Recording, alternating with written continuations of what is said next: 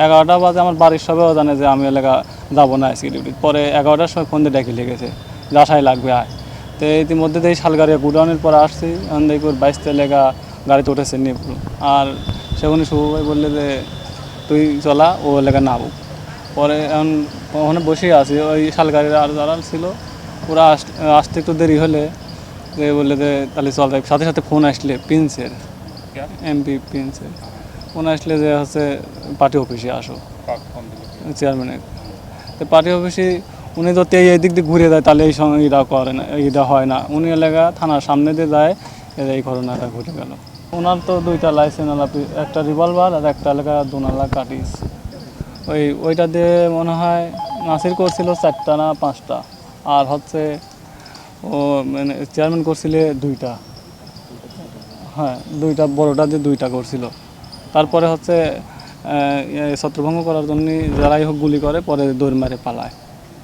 আর ছোট পিস্তলের গুলি পুরাটাই শেষ হয়।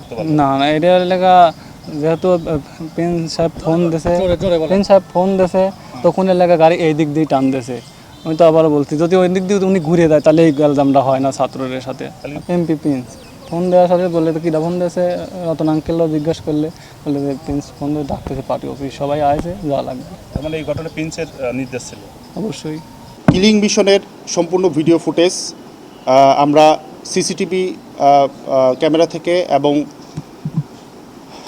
বিভিন্ন সামাজিক যোগাযোগ মাধ্যমে প্রকাশিত ভিডিও ফুটেজ থেকে আমরা এগুলো সংগ্রহ করি এবং এই ঘটনার পর থেকেই র্যাবের আভিযানিক গোয়েন্দা দল তৎপর হয় এবং তারা মাঠে অবস্থান করে তার বিভিন্নভাবে এই কিলিং মিশনে অংশগ্রহণকারী দুর্বৃত্তদের আইডেন্টিফাই করার প্রচেষ্টা অব্যাহত রাখে।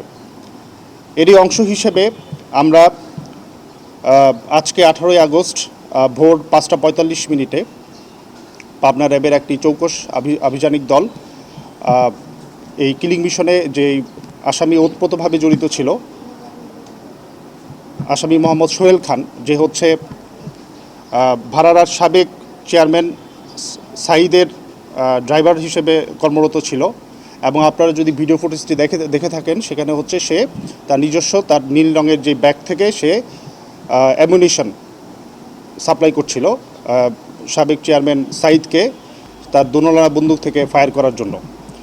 এবং এই ভিডিও ফুটেজ থেকে আমরা যেহেতু অন্যান্য আসামিদেরও আইডেন্টিফাই করেছি এবং যে পিস্তল ব্যবহার হয়েছে আমাদের কাছে যে তথ্য আছে বা আসামি যাকে আমরা গ্রেফতার করেছি অলরেডি, তার কাছ থেকে তথ্য মতে এটা তার লাইসেন্স করা পিস্তল। কিন্তু লাইসেন্স করা পিস্তল হলেও এটার একটা অবৈধ ব্যবহার হয়েছে এখানে।